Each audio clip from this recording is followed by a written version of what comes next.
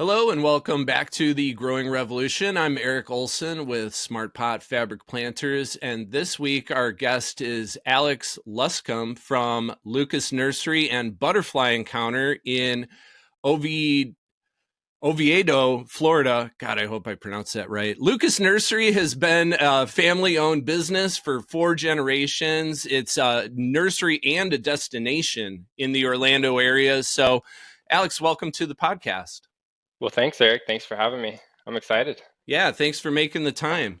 So I was reading a little bit about the Lukas family history, and it sounds like basically they were, one of the founders of the town. Can you explain that story briefly? Yeah, I'll give a little bit of backstory on it, but yeah, kind of the first with other families in this town. But the Lucases, they kind of came over from Slovakia to America kind of in the turn of the 1900s, so very early 1900s, late 1800s.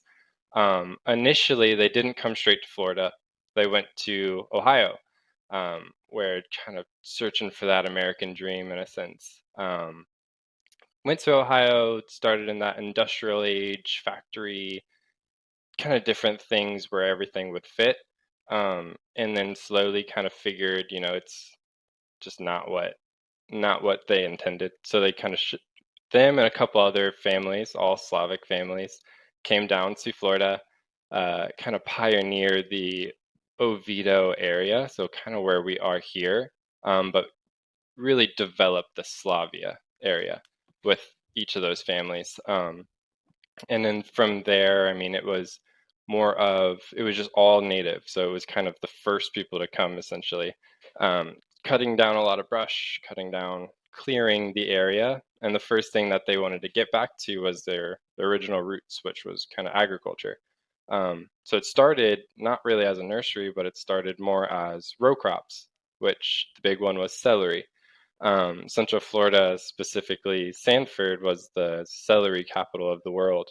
Um, so they grew the majority and pretty much all the celery in that Central Florida area, which was really neat. It didn't kind of come up until more into the late 60s, early 70s, where the nursery kind of started with the third generation of Lucas's. It started, funny, kind of started with picking out cabbage palms in the forest and potting them up in recycled coffee cans. So that's kind of the first thing they used as far as kind of a potting bucket, for you will. So that's kind of cool. And then kind of in 1973, that's when Lukas Nursery and Garden Shop was incorporated, and that's kind of where it all started. Started from there. Yeah, yeah. Why did they transition from like kind of more commercial ag into like retail ag? Yeah, I think it was just the growth that was happening in this area. It was I turning think more that into a city versus farmland. right. Yeah, I mean, you should have seen what Oviedo looked like way back in the day compared to what it looks like now. It's a whole different place. I But yeah, could it only started imagine. started as farmland, and then it just developed. So more people coming in, so they kind of transitioned out of that crop into that retail nursery environment. Yeah, the whole central of Florida was agriculture until Disney World came into being, Yeah, pretty much. right. And Disney, I mean, happened right as they transitioned into the nursery business. So Yeah, yeah, good timing, good timing. yeah. So I was kind of seeing online that the Lukas Nursery has had continual improvements on their property, including adding the butterfly encounter in Mhm. 2004. Has this all been like self-financed growth? Have they had to get investors or bank help? Yeah, I mean, it's all from the family. So, I mean, being blessed, working hard goes a long way. Keeping that family integrity as well. So that way, I mean, it's a team. Even to this date, it's still a team. We're all a family. All the employees are just a big happy family. So I think that's really what it stems from. But yeah, it's all self-invested, no outside Yeah. investors. Yeah, yeah, that's the best way to grow. And honestly, you guys, I don't know if people watching, Lukas Nursery is one of the top 100 independent garden centers in the country. And Hmm. I've noticed a theme with those stores is that a lot of them are not just selling plants. Hmm. There's something else that's drawing people there. Right. For you guys, it's the butterfly encounter. For Yeah. other places, it's maybe like a little restaurant or a Hmm. cafe or something like that. So, if any other independent garden centers, want to get into that top 100, add something that draws, people to the Right. area, and you'll find great success coming from that. Definitely. So I saw that you guys also are doing like seminars and classes, like a build a pizza garden class and a Yeah. edible paradise seminar. Hmm. What do those entail? Are they free? How many people show up? And what Yeah. other classes have you done besides those, if any? Yeah, we've done a ton of classes. I think we started doing the classes a while ago, probably 5, 6 years ago. Um, but we try to do them periodically throughout the month. We just took a break in July just because it was so hot. It was kind of brutal to sit in on a seminar with it being that hot. But yeah, we do a ton of seminars. I'm actually speaking at the Edible Paradise seminar next week, which is just kind of the best fruit trees to plant this time of year, how to take care of them, insect, fungus, proper care with maintenance, fertilizing, and stuff like that as well. Um, that one's totally free for everybody to enjoy, and then obviously walk the nursery and see what we have that we talked about. Something like the pizza garden one, that one's, I think it's $10 or $15, but you actually build your own pizza garden in a container. So you get that out of it, which is really cool. Usually our Yeah, seminars yeah, I can are imagine free. that's a big draw for adults, but especially kids. My kids just love Yeah, craft projects and stuff like that. yeah, And then yeah, it's a then lot of you got fun. customers on the grounds, and hopefully they pick up something while they're there. Right. Um, Yeah.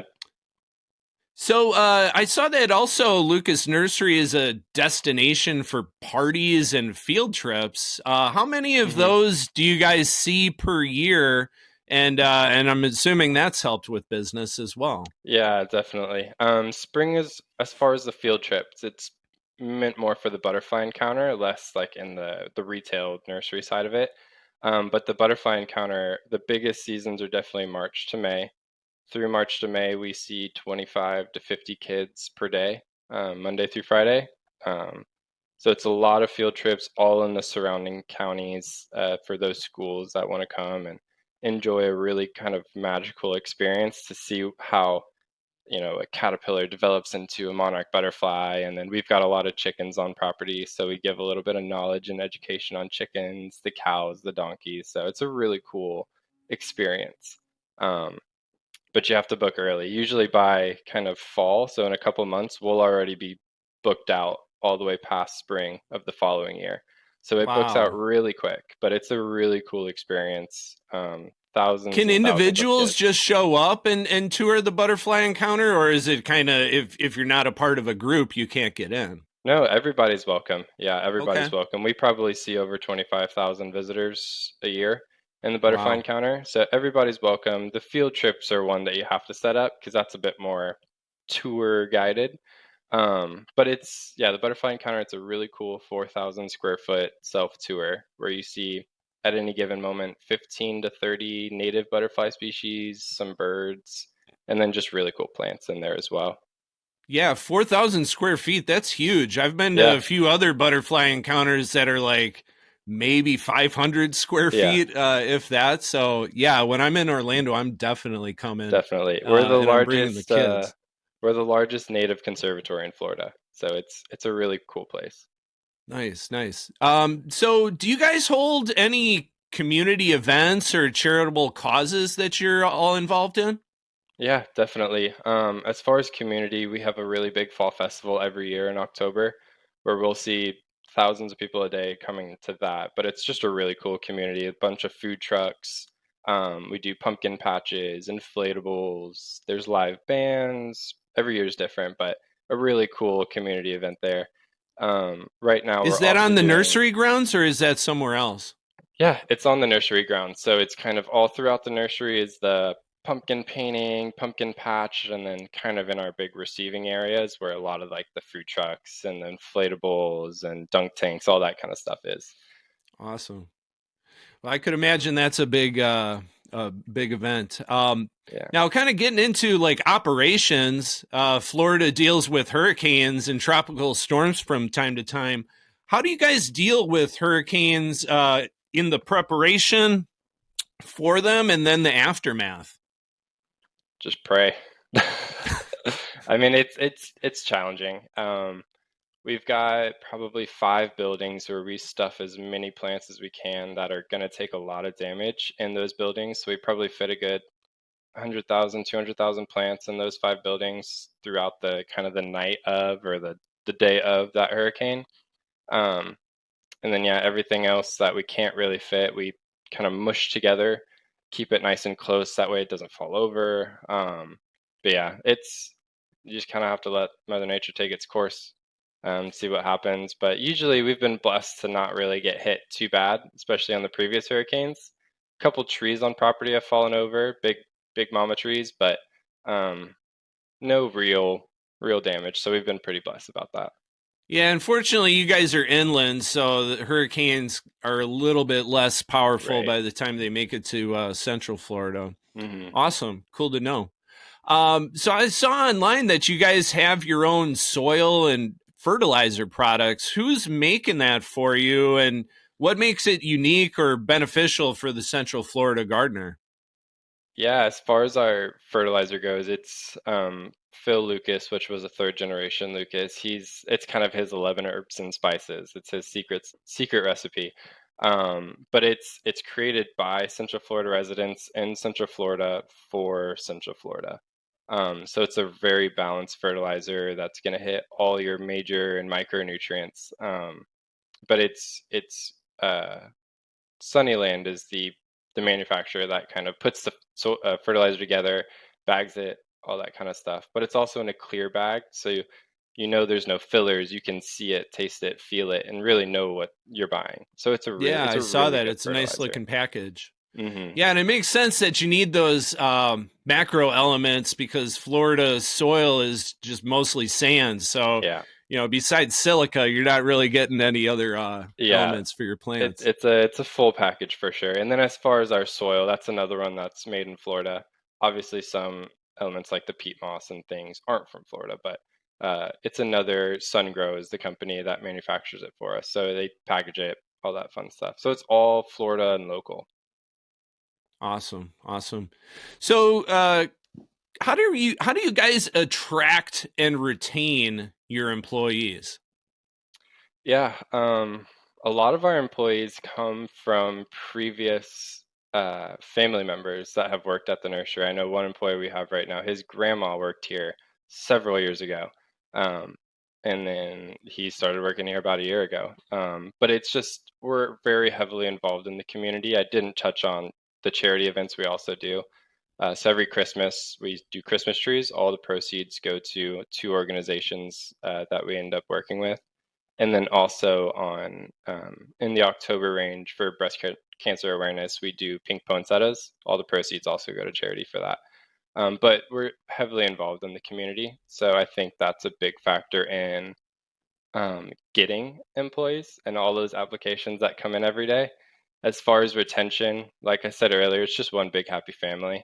So we know everybody's got your back. There's a lot of learning. There's a lot of growth that happens. So I think just that family and friendly place to work just is what people keeps people here.